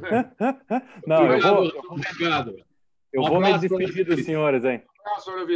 Senador, obrigado pela atenção e vamos continuar nesse trabalho. Parabéns pelo seu trabalho no Congresso. Conte com a ajuda de todos os professores e alunos aqui e vamos trabalhar nisso para fazer essa reforma. Obrigado, senador. Então, eu já tenho... O que o texto constitucional pode fazer está feito lá. Comando constitucional para transferir do consumo para a renda. Só que nesses debates dos últimos meses, eu conversei bastante com o senador Rocha, nós vamos fazer uma outra emenda. Somando o 21 com o 49,7, você vai ter 51%, 71%. Você dá um prazo de 20 anos para fazer essa diferença se aproximar, gradativa ano a ano. Então, você tem de 21 para 49, você tem 28%, ok? De ajuste. Então, isso você pode fazer em 14 anos sobe 1 e desce 1. Né? Entendi. Então, rapidamente, ou se quiser fazer mais tempo, meio ponto, porque você pode ter um problema de inflação de demanda também, né? Porque isso implica mudar a matriz tributária. Mas ainda é possível que o tal do Piketty lá não viu, que é esse modelo que nós colocamos na 110 e tem na 45, que é você pegou pela nota fiscal eletrônica, no sistema Nota Paraná, todo mundo já pega nota hoje, né? Você se acredita o trabalhador, um salário, 2, meio. Então, ele se acredita do que ele comprou. Pagou muito? Então, vê lá, se, digamos, hoje é 53% a carga tributária dele. Se passar de 25%, você devolve para ele. Entendeu? Vai devolvendo gradativamente. Também para não dar choque de demanda, né? Quando você injeta muito dinheiro na economia, dá um choque de preço. A inflação de Londrina que foi 8,5%, que é esse excesso de demanda com R$600. Então, Entendi. Você tem um problema aí econômico, né, para ser resolvido, que aí cabe aos econometristas e fazer essas projeções todas. O sistema vai ser simples, olha, resumindo, simplifica. O que é simplificar? Eliminar o maior número de tributos existentes no Brasil, para ficar uma lei só, nacional, com a cobrança clássica mundial. O imposto cobra uma vez, nacional, destino, a alíquota por fora. Isso chama simplificação radical, eliminando todos os tributos que você possa eliminar. Tudo que você puder. 8, 9, 10, 15, 20. Segundo, a cobrança automática eletrônica. Nós estamos defendendo o modelo Abuab. Quem quiser, está ali o code dele, pode estudar. Eu não tenho reparo. Na minha experiência administrativa, sabe que são 48 anos de vida pública, fui secretário fazendo 2 vezes, presidi o Banestado, presidi as principais empresas do país, né, do estado do Paraná. Eu estava no conselho de todas as empresas, né, como secretário. Então, eu conheço bem os dois lados. Sou filho de comerciante, minha família é de empresário, família tem todas as profissões. Então, é o nosso assunto predileto. E com a experiência da Covid agora, do Caixa, do que está sendo dado, né, de 600, agora R$300, aí também vai facilitar, né? Porque vai estar menos suscetível à corrupção, né? De desvio. Você tem 70 milhões de pessoas que têm CPF. Isso mostrou que você pega mais os comerciantes, mais os autônomos, mais os profissionais liberais, você tem mais de 100 e tantos milhões de pessoas cadastradas. Então, você não é mais problema. Eu não tenho CPF, eu não tenho... Porque quem não tem CPF não recebe nada. É o andarilho, né? Não, que tá no momento, na rua. agora tá bom. Então, eu vejo assim, a terceira, o tripé é o social, que eu chamo de fraterno e solidário. Porque o princípio da fraternidade é o princípio esquecido da Revolução Francesa. Liberdade, igualdade e fraternidade.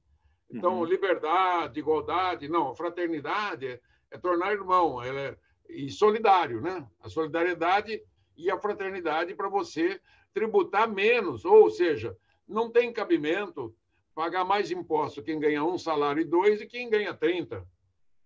Isso é a injustiça das injustiças. Aí, quando nesse momento acontece isso, você vai aumentar o mercado interno consumidor. A grande revolução do Brasil não vai ser só pela exportação de commodities, não.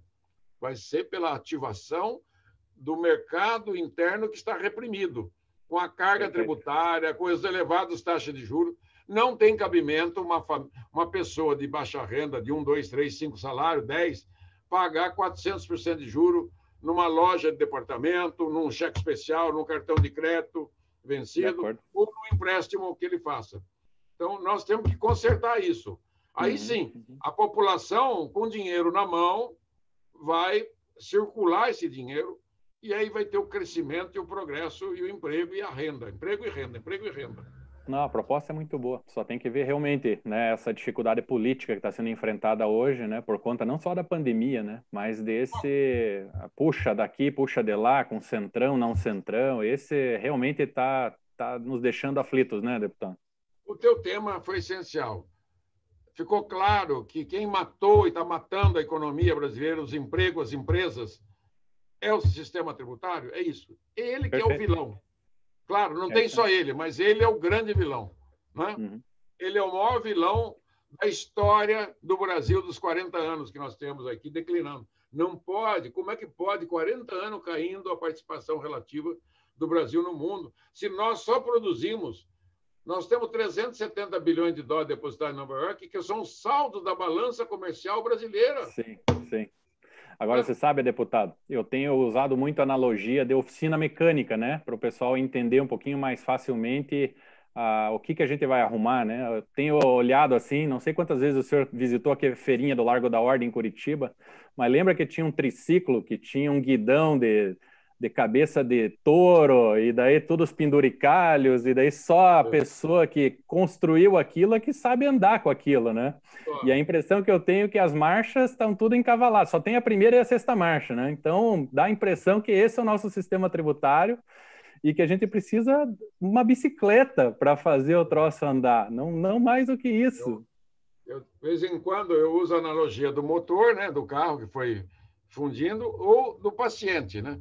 O paciente econômico brasileiro foi para a UTI. Chegou lá com coronavírus, com dengue, zika, chikungunya, infartado, com erisipela nas duas pernas, com problema nos dois braços, na cabeça. Foi lá, vamos tratar da perna dele. Deu lá uma ajeitada na perna e mandou de volta para a rua. É a economia brasileira. É o PIS/COFINS. Quer consertar 2 tributos? Vai a andar CBS gastando. É uma unha encravada só. Por isso que eu chamo de Frankenstein, o filme, né? Ele vai andando, vai matando, né? Mata as empresas. Quantas empresas voltaram a falir, falência, concordata, desemprego, né? Subemprego. Perfeito. Sabe que nessa analogia da oficina também, muitas vezes a gente chega, né? E, obviamente, as concessionárias tentam nos vender a maior revisão possível, né? Você tem a opção A, B, C... limpar o filtro, é limpar não sei o quê, e tudo custa mais caro, né? Por isso que eu insisto um pouquinho nessa questão da reforma administrativa, que é tem que ter um mínimo de orçamento, porque senão o governo faz o que quer, né? Ou seja, não vai mudar de 33 do PIB. Nós vamos mudar se tirar só as gorduras trans que tem nos tributos de vocês, que pagam a sociedade, só eles. O que eles custam hoje, para entender? Só os 500 bilhões dá para fazer 50 milhões de casas de 100 mil reais. Sim, sim. Mas imagine a gente conseguindo mais 500 bi, né, de economia. Imagine conseguir. Mas para quem que vai esse dinheiro? Vai para o bolso das famílias. Vai diminuir o custo de produção das empresas, dos profissionais liberais. O custo de manutenção da sua família, rica, média, pobre, remediada.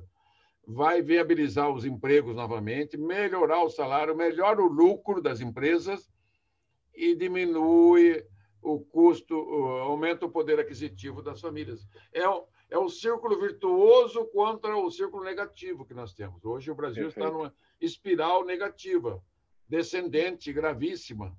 Né? Nós temos que ter o ascendente. E assim, deputado, eu sou um médico economista, como se fosse um médico, né, da economia. O paciente, a empresa brasileira está doente por uma doença chamada, né, derivada, uma doença degenerativa derivada do sistema tributário brasileiro. Ele é pior que a soma do coronavírus com a Zika, chikungunya, H1N1, com todos os Covid que já tiveram. É muito pior. Porque ela matou o sonho e a esperança de milhões de brasileiros, e nós já poderíamos estar com a 4ª economia do mundo no 1º mundo, e continuamos no 3º mundo com os piores indicadores. É um erro estrutural de 40 anos. É um erro. É um erro da estrutura equivocada, não é outra coisa. O resto, meu amigo, cresceu, tem dinheiro para todo mundo. Não cresceu, né? É verdade, verdade. Que essa crise, todos pagaram o pato. Né? Todo mundo pagou o pato. Sim. Agora, caminhando para o final aqui da nossa conversa, para a gente dar um recado para os estudantes que forem, de alguma maneira, tentar nos ajudar a transformar essa complexidade que é da nossa linguagem, né? Seja de economista, de advogado tributarista, né? Ou dos outros que vierem aqui a nos ajudar. O que o senhor tem de recado para eles? Foco, força e fé em Deus. Mantenha o foco no que vocês estão fazendo. Acredite no Brasil. Nenhum país do mundo. Agora há pouco de manhã, tinha um cara defendendo o modelo chinês. Falei, meu filho, como é que pode um liberal defender um modelo que não tem liberdade, que quem manda no país é o Partido Comunista Único, o Exército Único, entendeu? Defenda a democracia, a verdade, a liberdade, a justiça, a paz, a fraternidade. Seja correto nos teus negócios. Se entrar na vida pública, seja correto, que vale a pena. Né? Você vê, não adianta fazer o cara, você é juiz a vida inteira com o nome, de repente você vira político, governador, você vai preso. Não tem vergonha maior no mundo. Então, haja corretamente, cumpra com a sua parte. Aquela frase imortalizada pelo Kennedy, né? Não pergunte o que o Brasil possa fazer por você, mas o que eu posso fazer pelo meu Brasil? Que ele fez isso pelos Estados Unidos. Que, na verdade, uma frase do Gibran, Khalil Gibran, que ele está num dos livros dele, que não, a sua pátria, não exija da sua pátria, porque eu vejo isso no mundo inteiro. Todo mundo quer que o governo resolva tudo. E ninguém quer. Cumpra com a sua parte, como eu estou fazendo, estou sem mandato. Claro que eu estou profissionalmente falando, mas aqui eu estou falando voluntário, não tenho nenhum curso, não tenho, eu estou falando voluntariamente. 80% do meu trabalho hoje de palestra é voluntário. Eu faço. Ontem eu fiz por um cara, porque ele era de um setor, né, estratégico, e eu falei, gastei 1 hora com ele lá falando. Gastei não, investi, porque eu faço 10 palestras dessas por dia, não tem importância. Né? Desde que tenha conhecimento de que o problema econômico brasileiro não é macroeconômico. Eu já fui banqueiro, mas público. Eu presidi atrás dos bancos públicos, mas assim, a visão que tem um banqueiro, a visão que tem macro é diferente da microeconomia.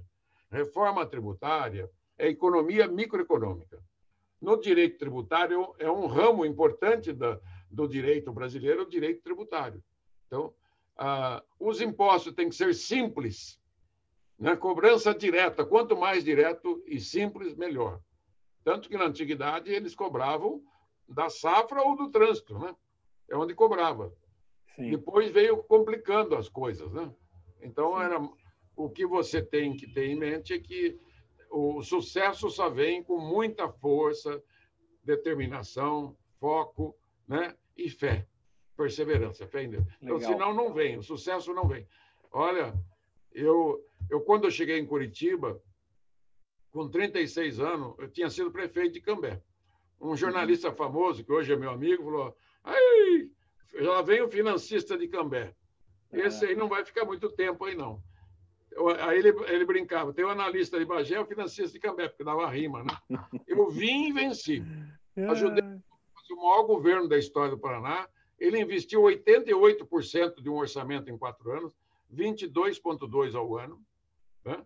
As principais obras do Estado foram feitas por ele, em todas as áreas: educação, saúde, gratuidade da universidade, tudo. Então, e voltei de novo, ajudei o Beto muito, foi um grande governo do ponto de vista de empreendimento. Né? Claro que os problemas são outras coisas, só fiquei 3 anos dos 8 anos dele, os primeiros 3. Mas eu falei assim, eu criei o Paraná Competitivo, que atraiu 50 bilhões de investimento no Paraná.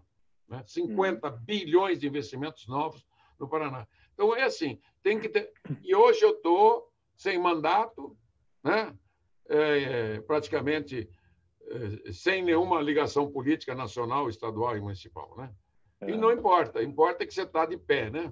É isso aí, deputado. Então... O próprio Bolsonaro usou na campanha, embora eu fosse do PSDB, né? Eu votei no Alckmin no primeiro turno, no segundo turno eu votei nele, né? Ele falou na campanha: não, o Raul tem um projeto, o melhor projeto. Eu já pedi para o Raul quebrar meu galho e votar o quanto antes.